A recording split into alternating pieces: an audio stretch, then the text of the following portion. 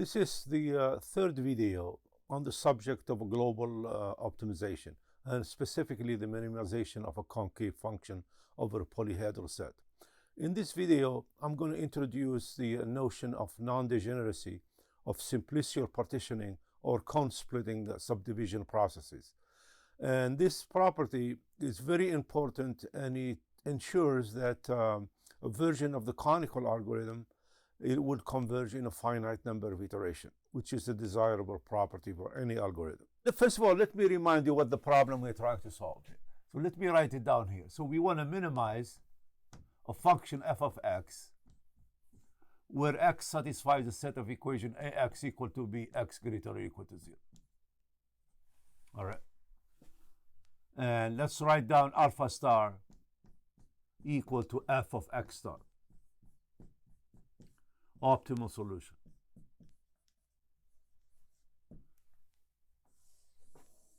Okay, so we want to find x star and alpha star that minimizes this function here. So now Tuy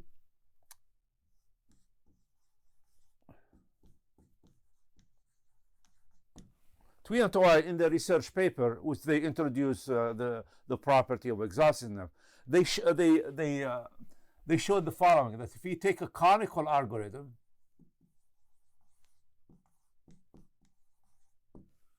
and plus an SP subdivision process that's exhaustive, then this leads to a convergent algorithm.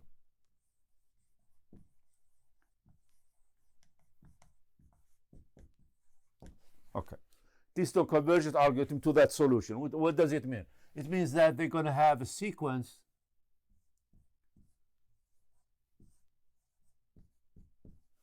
they're going to generate some, at each iteration, they were going to have some solution x bar q, and the limit, and they showed that the limit of f of x bar q, when q goes to plus infinity, this is equal to alpha star. Okay, so in the limit, the objective function converges to this alpha star that we try to find. Okay, so now what are the issue of the algorithm? First of all, the first issue is that finite convergence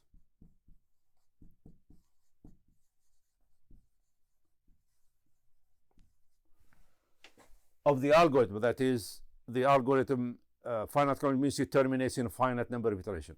This finite conversion is not guaranteed for their algorithm, so not sure. Okay, and so there are instances where this algorithm will take an infinite number of iterations. Okay, because it's the limit. We will never find an x bar q such that it's really equal to that. Okay, so we really don't have the actual value of x star or alpha star. Okay, so then they introduce what is called epsilon optimality. And what they did is they had like an upper bound and a lower bound. And when the upper bound or the lower bound are within epsilon of each other, then they stop the algorithm, which means that they have an x bar q such that f of x bar q is greater or equal to alpha star, right? Because alpha star is the minimum, and it's less or equal to alpha star plus epsilon. In other words, they have, at some iteration q, they have a solution that's where the objective function is within epsilon of the actual alpha star. And then they stop the argument. So exhaustiveness is, you take a cone, and then when we iterate, the cone becomes thinner and thinner. Okay. Now, degeneracy deals with the issue of the shape of the simplex that defines the cone. So, okay, definition. So let CQ be any cone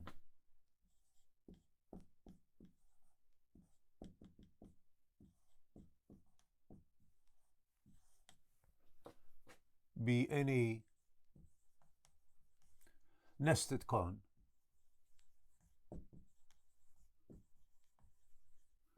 via the SP, via our subdivision process. Okay. So this is Q greater or equal to Z. Okay. Now, we're going to define the shape, a measure of the shape of this simplex, here. So I'm going to define dq, I'll call it d, meaning the directions. So this is a matrix, which is ziq minus zijq over the norm ziq minus zijq. And here I is strictly less than j. This matrix here. So if I have, let's say in a pyramid,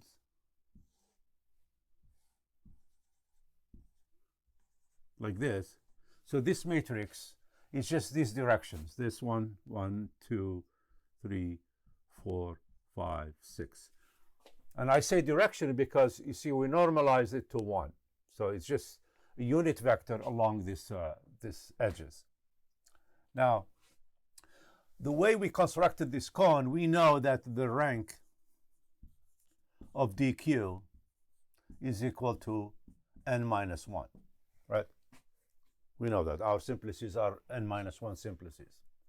Now, let's say that dq converges to d. Q goes to infinity. Okay. Now this one here is it's an obvious, because you see these vectors here are all with norm equal to 1, so they belong to a compact set. So they converge, even subsequently they will converge. So D is any limiting point of this sequence. And then we say SP, our subdivision process, is non-degenerate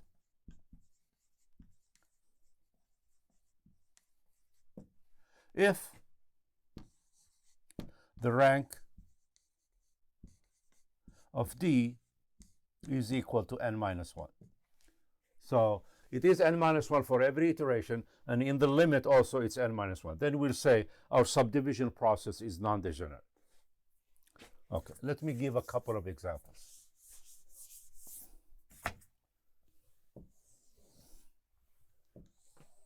Okay, example 1. Let's go to n equal to 3. Okay, so I have a triangle.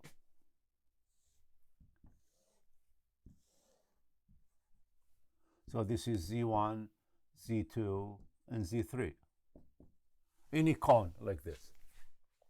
And the way I'm going to subdivide it is I'm going to take the midpoint. So this is like this is like this, and this is like this. So I subdivided my cone into 4 cones. 1, 2, 3, 4. Okay. Now, let's pick any, for example, let's pick any this subcone here. All right, this one here. You see that the edges are parallel to the original simplex. So therefore, the dq here is constant. Okay, for this subdivision process, dq is constant, and of course the rank of dq is 2, right? And therefore this dq converges to d, and rank of d is 2, and the d is just the direction of our original simplex, right? So this is a case of an exhaustive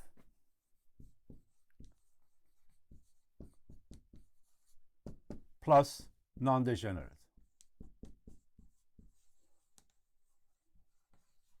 Okay. So this is an example. We already seen before that this is exhaustive, and now I'm showing that it's also non-degenerate. Okay, now let me give an example of exhaustive but degenerate.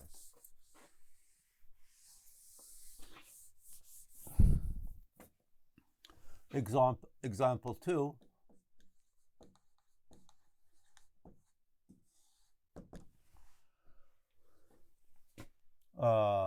Let's take n equal to 3, same thing, n equal to 3, and then I have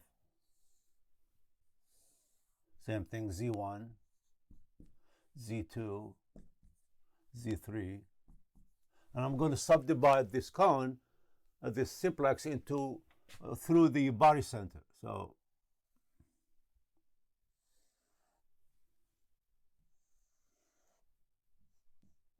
all right, so this is B, let's call it B. B is just a third of z1 plus z2 plus z3. So this is my subdivision. So I subdivided my cone into 6 cones, 6 subcones. Okay. Now this one here is exhaustive. I'm not going to prove it, but it's exhaustive. It's an easy proof for that. But then let's see if it's degenerate or not. So now let me pick this subcone. I'm going to do the same thing. So I do this, this, and this. Okay. So I went from top one, so now I have this. I chose this one. And then from here, I'm going to choose this one. Okay.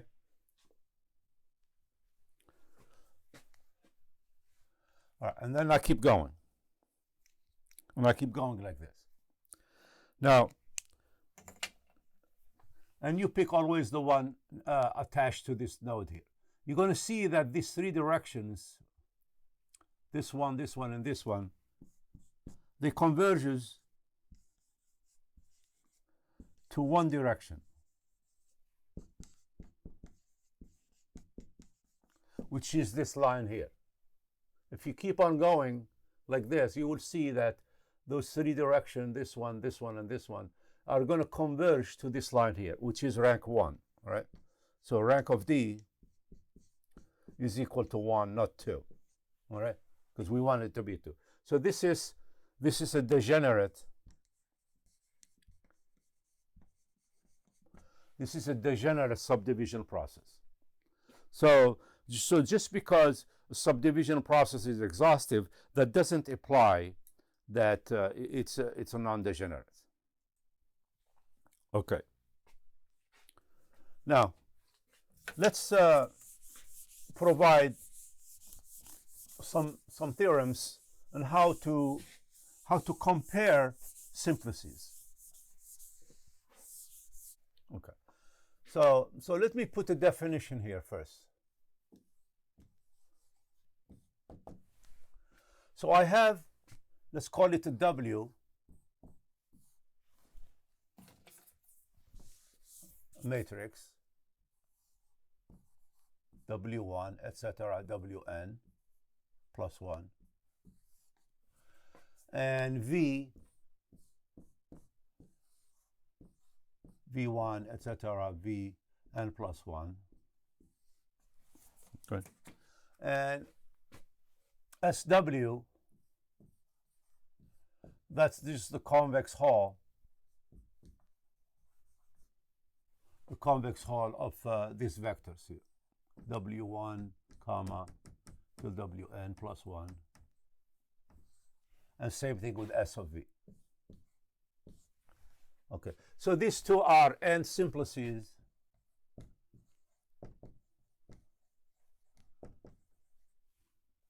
in Rn. Okay. Now, how can I tell that these two simplices have the same shape? In other words, if we look to that directional matrix, they are equal. They have an equal D. All right. Then, so we say then SW and SOV have similar shape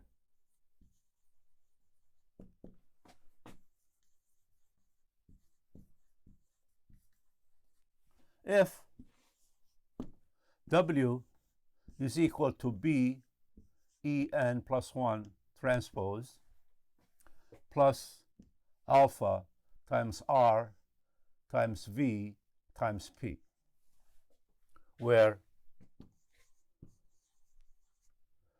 En plus 1 is just a vector of ones, right? Okay, vector of ones of dimension n plus 1. Alpha is the scale factor. R is a rotation matrix.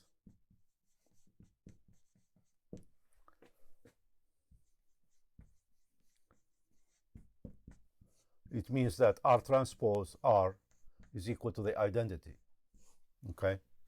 And because of that, then the determinant of R is plus or minus 1, okay? That's what a rotation matrix is. A B is a translation vector.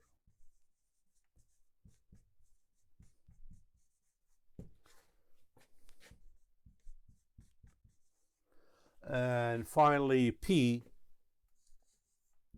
is a column permutation matrix.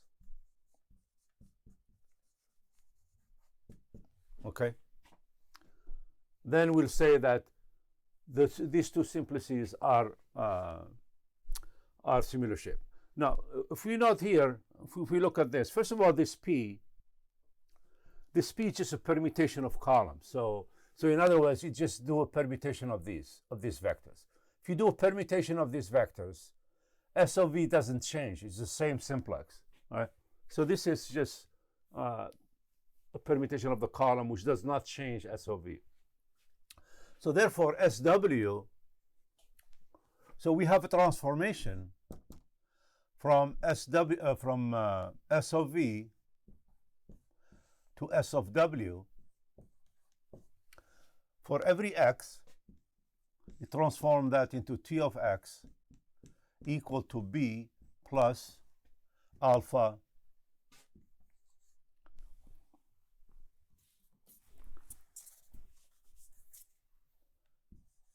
R of y,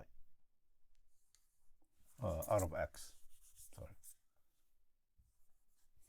Okay, so one-to-one transformation between S of V and S of W. And how is this transformation?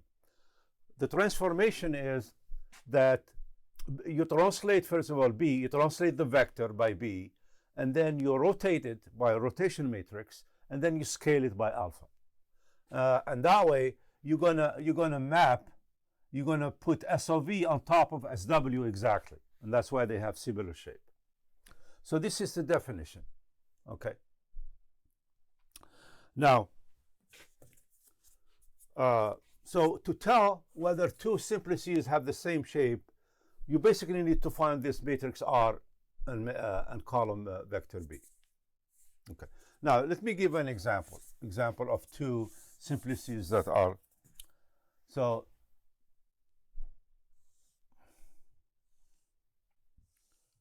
remember the bisection process. Okay. And then I divide this in two. So I divide this into here.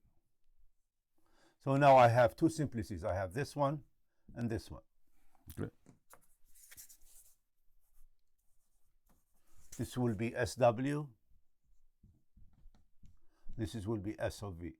All right. So this is 1, 0, 0. This is 0, 1, 0. And this is 0, 0, 1. And this is a half, 0. Okay. So SW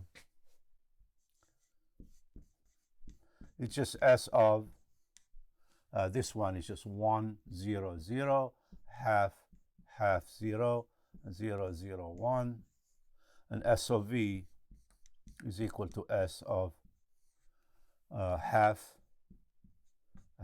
0, 0, 1, 0,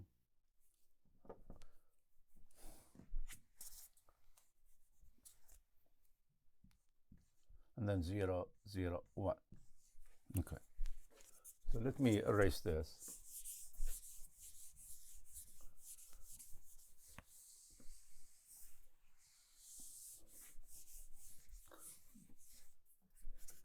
So you have to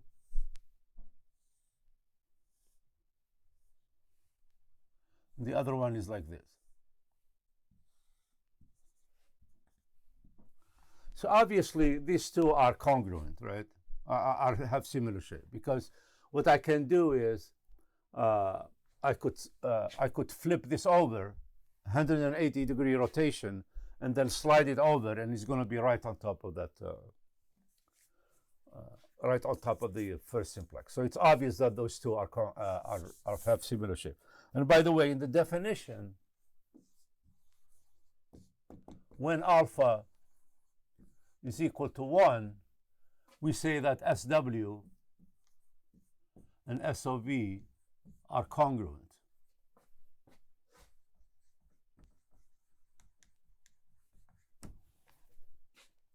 Okay.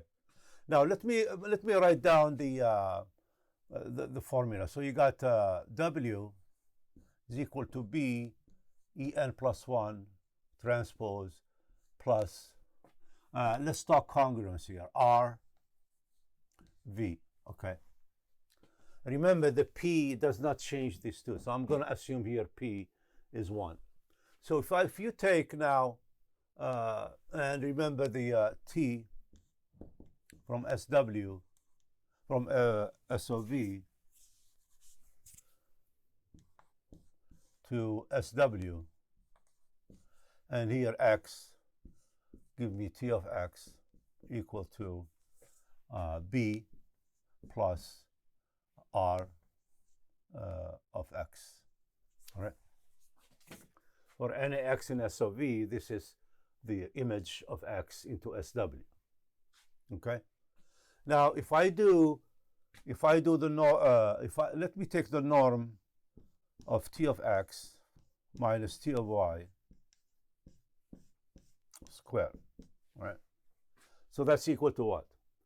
Well, the B cancels out, and it's just the norm of R times X minus Y squared, which is equal to X minus Y square, X minus Y transpose times R transpose R X minus Y, right? Remember, R is a rotation, so R transpose R is equal to the identity. So this is just the norm of X minus Y squared. So this transformation that I did preserves the distances between any 2 points. Okay, if you take any 2 points in SOV and then you map them by this transformation, then it maps them to 2 points and the two distances are equal. Okay, that's why we say they are congruent. Now, so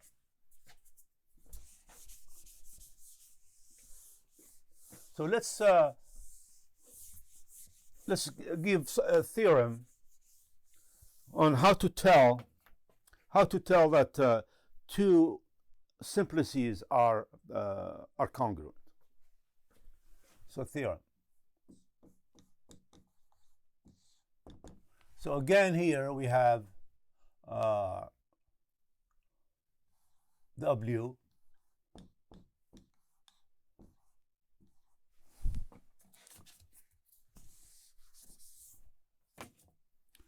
W equal to W1, etc., Wn plus 1, and I got V equal to V1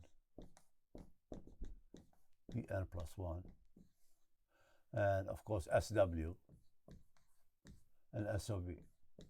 Okay, so SW is the simplex, this is the convex hull of this vector, and V and SOV is the convex hull of this vector. Now SOV, SOW and SOV are congruent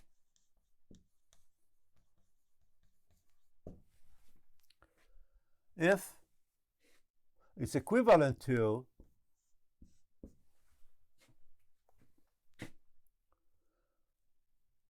the norm of Wi minus Wj, okay, is equal to the norm of V of sigma I minus V of sigma j for some permutation sigma of 1, 2, etc. n plus 1. Okay, and this is for every ij. Okay, so I have 2n simplices in Rn. So this is n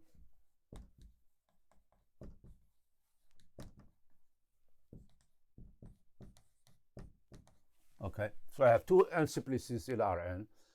And then the way I can tell that SW and SW is congruent, the only thing I have to look at is the edge lengths. All right. In other words, let's say pyramids. If I have a pyramid,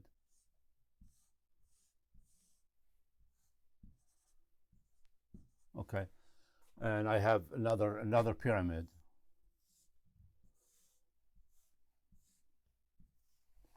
All I have to do to tell whether they are congruent, I have to look just the edge length here. Okay, if you can find a permutation of these vectors, okay, so remember, a permutation here does not change S of V. Okay, if you count the permutation of these such that the norm of Wi minus Wj is equal to this norm sigma I minus sigma j for all ij and for some perturbation sigma of this, then the two are equivalent. Okay, now from here, the implication from here to here, we just saw it, right?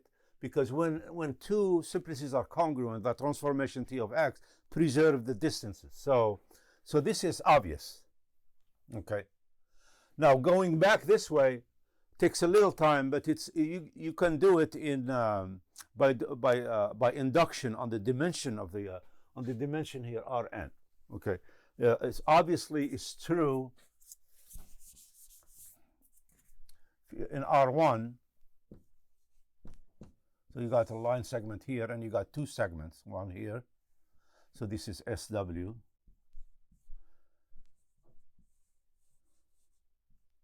This is S of V, right? A simplex in R1, right? It's just a line segment. And these two segments are equal. Then the two are congruent. Like you just have to slide this over, and it's going to map on top of the other. So you know what T of x. T of x will be just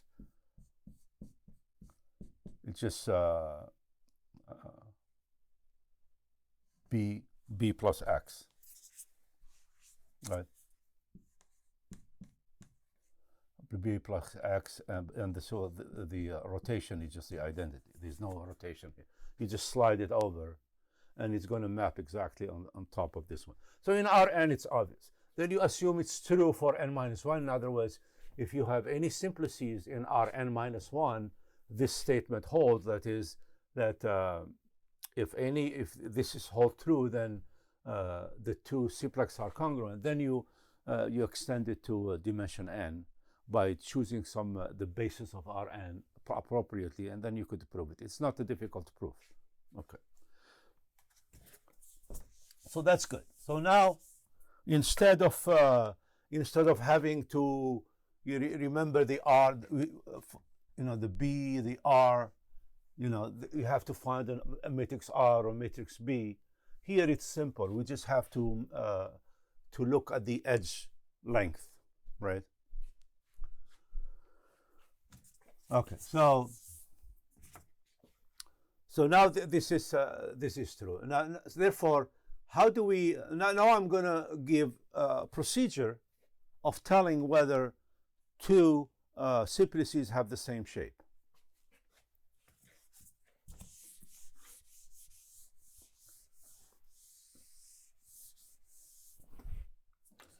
So we have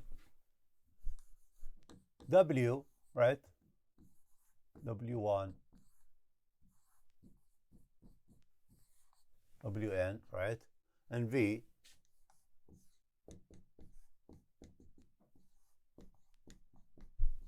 And we have SW and SOV. How can I tell that this one has the same shape as this one? Based on the previous theorem. So first, we compute the edge lengths, right? So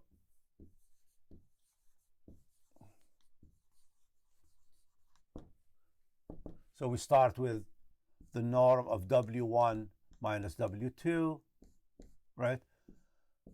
W1 minus W3, etc. Till the last one, which is the norm of Wn minus Wn plus 1. Okay? All right, and then I do also the same thing for the, then here, I compute the maximum edge.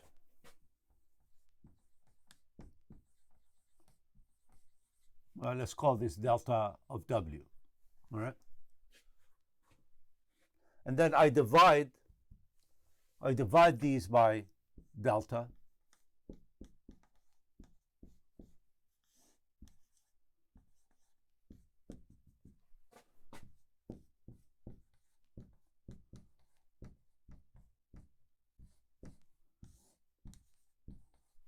Okay, I divide by that delta. So one of these entries is 1. Okay, and I do the same thing for, this is SW.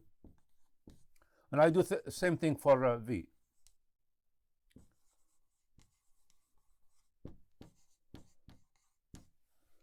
So here I'm going to have the norm of V1 minus V2 over delta V, right? Delta V is the maximum edge, and so forth, till the norm of V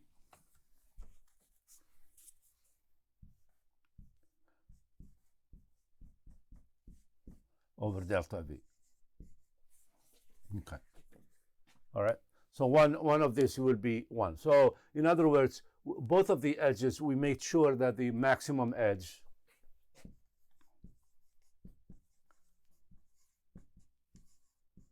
is 1, right? It's normalized to 1. Now, if this sequence, I call this sequence 1, and this is sequence 2. Okay, so if these two sequences are equal, based on the previous theorem, these two are congruent, right? No, these two have the same shape. Well, the normalized simplex will be congruent, right? Or this is SOV.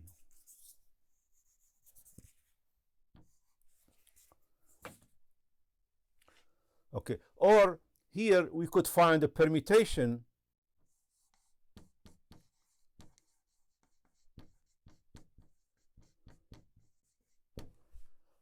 of 1, 2, etc., n plus 1.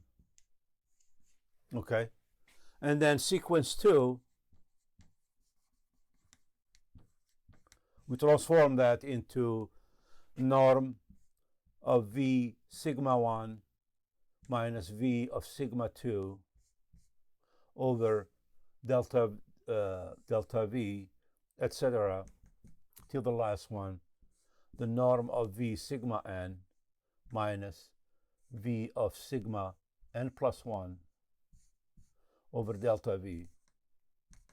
Okay, so we're going to find a permutation of this such that this sequence here is equal to this sequence. All right, so let's call this sequence 3. Right. So if sequence 3 is equal to sequence 1, then S of W and S of V have similar shape.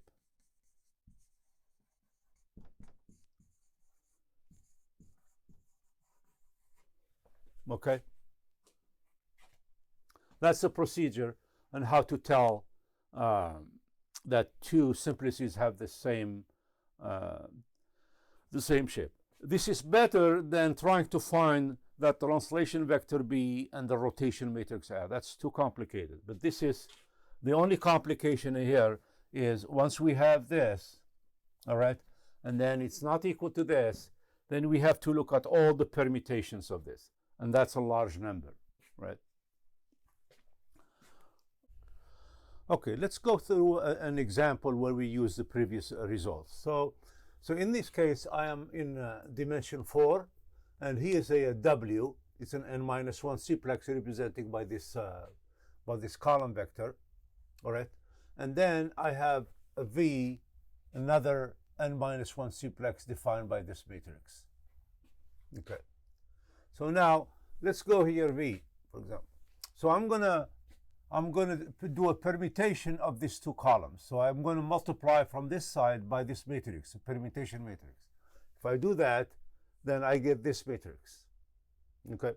And now I'm going to multiply by this matrix R from this side.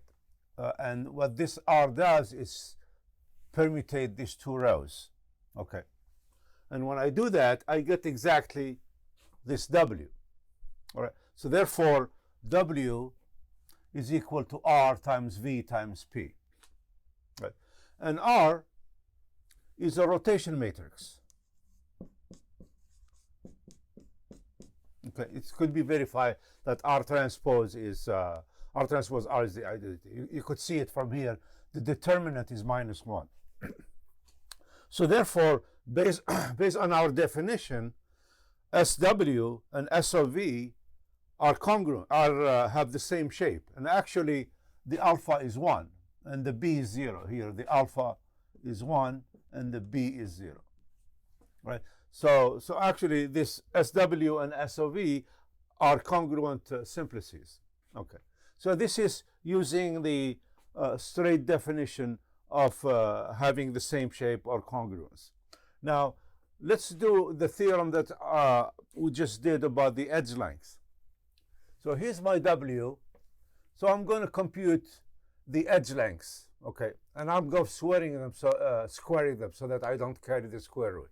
So if you do that, so 1, 2, it's a fourth plus a 4, that's a half, and so on. 1, 2, 1, 3, 1, 4, 2, 3, 2, 4, and then 3, 4. So this is the sequence I get. And then if I normalize this, so divide by the maximum edge length squared, so that's 2. So if I divide by 2, I got this sequence. Okay. Now let's do the V, the V matrix over there. So the same thing, if I calculate the edge length square, I get this. Half, 3 half, 3 half, 2, 2, and 2. And then when I normalize, I get 4, 3, 4, 3, 4, 1, and 1, and 1. Okay. So this sequence here is not exactly this sequence, right? We cannot apply the theorem directly. So we have to find a permutation, okay? And this is my permutation of 1, 2, 3, 4. So 2, 1, 3, 4. So I just flip these two indices. And if you do that, and then you calculate the sequence, so 2, 1, the length of 2, 1 is 1, 2, so that's 3, 4. The length of 2, 3, so this is 1, 2, 1, 3, 1, 4, 2, 3, so that's a 1, and so forth. So you calculate the sequence using this sigma, and now this sequence is exactly equal to this sequence. All right? And therefore, based on our theorem, SW and SOV has the same shape. Okay? So in practice, it's really hard to find the B, the alpha, and the R matrix. So our theorem provides us with an easier way of testing whether two simplices have the same shape. So now I want to caution that just because two simplices have the same set of edge length, that doesn't mean they are congruent or they have similar shape. And this is an example in 3 dimension. So here's the first simplex defined by these vectors. And here I wrote down the edge lengths, an ordered sequence of edge lengths, which I call sequence 1. here's another modification of this simplex defined by this vector. So the same 3 vector, but I changed the last vector. And this is a sequence of edge length in the same order. And as we see, sequence 1 is not equal to sequence 2. But the set of edge lengths are equal. They have the same set of edge lengths.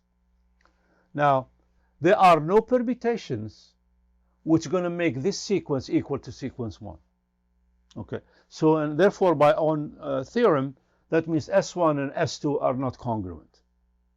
Okay, and another proof they are not congruent, they have different volume. It's easy to compute the volume of these simplices. They have different volume. 2 congruent simplices will have same volume. Okay, so we need to, when we're trying to figure out whether 2 simplices are congruent, we need to compare order sequences of edge lengths. Let me provide a theorem, basically a trivial theorem, which says the following, that if we have a subdivision process and the subdivision process generates simplices that comes from a finite set of shapes, then that subdivision process is non-degenerate. So if I have a set omega, it's a set of n-1 simplices, and it's a finite set. And let's assume that for every infinite sequence Q obtained via this subdivision process, so CQ is defined by the vector Z1Q, ZNQ, and then the simplex, the n-1 simplex, is the convex hull of these vertices. And then for every Q, I assume there is one simplex here, S of VQ, such that SQ and SVQ have similar shape. How do we prove that the subdivision process is non-degenerate? Well, let's apply this definition of similar shape. So that means that Z1Q to ZNQ, this matrix, is equal to some vector BQ E transpose plus a scaling factor alpha Q times a rotation matrix RQ times VQ. All right, the VQ belonging to this. Okay, so now if we compute the directional vectors, ZIQ minus ZJQ over the norm of that vector. So the BQ cancels out, the alpha Q also cancels out, and then RQ times this. Okay, so the directional matrix of SQ, this directional matrix, which consists of all these vectors for I strictly less than j. So this is the direction of the edges of that simplex. That's this directional matrix based on this. That's equal just to RQ times the directional matrix of VQ. Okay. Now, D of VQ, remember this is a finite set. So this is belong to a finite set. And therefore it's going to converge subsequentially. RQ is the rotation matrix. That means RQ transpose R is equal to the identity matrix. And therefore its norm is equal to 1. So RQ is a bounded matrix. Right? So therefore it must converge subsequently to a rotation matrix, R. And so any limiting sequence, any limiting point of this sequence DSQ, which is called D, is going to be of the form R times D of V. Now R is a rotation matrix, so its determinant is 1 or minus 1, so it's not 0. So R is a non-singular square matrix. And D of V, this is a finite set, and it's n-1 simplex. That means the rank of D of V is n-1. And therefore, rank of D is equal to n-1. And this proves that the subdivision process is non-degenerate. So let's use this theorem to look at the bisection process. So now the question is whether the bisection process is non-degenerate. Let's look at the example for in three dimensions. So the bisection process for n equal to 3. So we have basically triangles, right? And in this case, we have 3 possible shapes. So we have this shape here that represents an equilateral triangle. All equilateral triangles have the same shape. And then shape 2 is a half of an equilateral triangle. It's like we took this longest edge and subdivided it in two. So this represents another shape. And the third shape is that we take this one here. This is the longest edge, and then we subdivide it in two. So we get the top part, this part here. So this three possible shape. Now, if you look to the tree, if I have any triangle of shape 1, that means equilateral triangle, and subdivide it along the longest edge, then I'm going to get two triangles of shape 2 that are similar to this triangle here.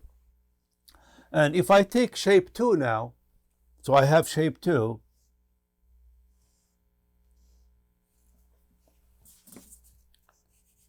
this is shape 2.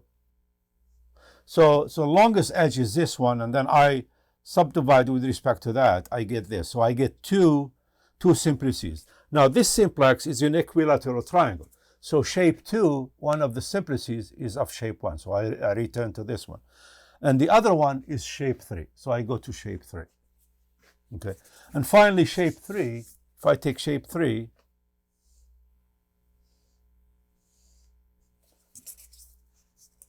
and subdivide it. So the longest edge now is this one, and I subdivide it.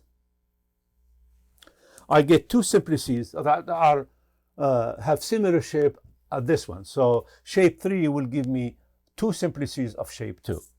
Okay. So for n equal to 3, there are only 3 possible shapes. And based on the previous theorem, the bisection process for n equal to 3 is non-degenerate. Now, let's see if the bisection process is non-degenerate for n equal to 4. Okay, so in n equal to 4, there is a cycle, and the cycle consists of 8 shapes. And here I listed them. So shape 1 will be a pyramid with equal sides. So all pyramids with equal sides have the same shape. And then it's represented by this shape here. So this is what we start with. This is the identity matrix. And in the tree, this is shape 1. So here there is 6-way tie for the longest edge. We can pick any edge to split the simplex in. So when we split that, we get two simplices that have similar shape than this one. So that's why I have these two arrows here. So this shape was obtained from this shape by choosing the longest edge 1, 2, and then replacing this by half, 0, 0. So that's shape 1. Shape 2. Now, shape 2, we have to be very careful which edge we're going to choose, because if you look to this, there is a 3-way tie for the longest edge. We got 1 and 3, 1 and 4, and 3 and 4. So here it says choose the longest edge opposite of minimal edge. So when I compute the longest edge, I also compute the minimal edge, and the minimal edge is 1 and 2. And the edge opposite to that will be edge 3, 4. So here I'll choose this edge. That's the longest edge. And I subdivide that, and I get, see so I split this edge in two, and I got this, and I call that shape 3. So if you follow that rule, this rule here, then I'll get two simplices of shape 3. For example, if my simplex is of shape 2, and I computed the maximum edge and the minimal edge, and I found that the minimal edge is, let's say, 2, 4, then the edge opposite to that will be 1, 3. So I'll split the simplex with respect to the edge 1 and 3. Now, shape 3, this shape 3, there is no ambiguity about longest edge. There is only one longest edge, it's 1 and 4 here. In this case, it's 1 and 4. So I split shape 3 in two, and I get simplex, two simplices of shape 4. So shape 4 was obtained from shape 3 by subdividing along the edge 1 and 4. Okay. Now, shape 4 also has a unique longest edge. It's 1 and 3. So if I split that, so here I get two simplices. One that has similar shape as shape 2, and one shape that I call shape 5. Okay. Now, how to tell, if you are in the algorithm, how to tell which one is which? Well, here I compute this. As I am computing the maximum edge, I also compute the minimal edge for this rule here. And also I compute this ratio, the minimum edge over the maximum edge squared. So for shape 2, R is 0.25. And for shape 5, it's 0.125. So when I split shape 4, and then I got two subsimplices, I compute the R. If R is 0.25, then that implies it's shape 2. If it's 0.125, it's shape 5. Now shape 5 has a unique longest edge, and they both lead to shape 6. So this is shape 6, obtained from shape 5, all right, by subdividing along the longest edge. Now shape 6 give me two simplices. One is similar to shape 4, and one is shape 7, what I call shape 7. So this one is obtained from this one by subdividing along the longest edge. And the way to tell which one is which, if R is a half, it's shape 7, and if R is a third, it's shape 4. And finally, any shape 7 gives us two simplices that are similar to shape 8. Okay? Now, the last one, shape 8, this shape, has three-way tie for the longest edge. And here it doesn't matter which one we choose. They will all lead to two simplices that are similar to shape 6. So therefore, you see that the bisection process only generates a finite number of shapes, and therefore it's a non-degenerate subdivision process. How about the bisection process for n bigger than 4? Well, I have tried n equal to 5, or wrote a computer program to figure out if there is a tree, a finite tree, like n equal to 4 and 3, but I was not successful. One thing is, the number of simplices became very, very large, and then there is, of course, a constraint on the computations. So, but it tells me two things. One is, maybe there is none, right? Maybe there is no finite tree like n equal to 4. Or the tree is very large, and that's why I couldn't find it. Or the third possibility also is that it may depend on where the simplices converge to. Remember, we are using an exhaustive, we're subdividing along the longest edge. So these simplices will converge to a single point. So maybe the tree is function of that single point. That's a possibility. So, but all these questions are open questions.